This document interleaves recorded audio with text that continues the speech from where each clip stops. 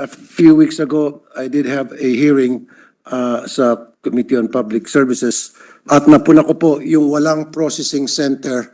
Ang lahat ng mga kababayan natin nung maalis papuntang abroad, walang processing center. Pag ikaw ay isang pasahero, gustong pumunta ng abroad sakay ng isang chartered plane, hindi ka nadadaan sa proseso, hindi ka nadadaan sa immigration, diretso-diretso ka na sa gate, sakay ng limousine mo, SUV, and then pagdating sa tarmac, aakyat ka sa aeroplano mo, and then here comes the CIQ, Customs, Immigration, and Quarantine. At kung yun ay kasabwat, Alice, go, madaling makakalusot dahil walang CCTV na dadaanan. That's why I told people sa Mia, by the end of this year, kapag wala pa rin processing center ang mga chartered plane, ako po yung manggagalitin, I will really raise hell. This is one example kung bakit ito si Alice Go ay nakalabas. I'm very sure, walang nakalagay kung anong aeroplano, right, going out.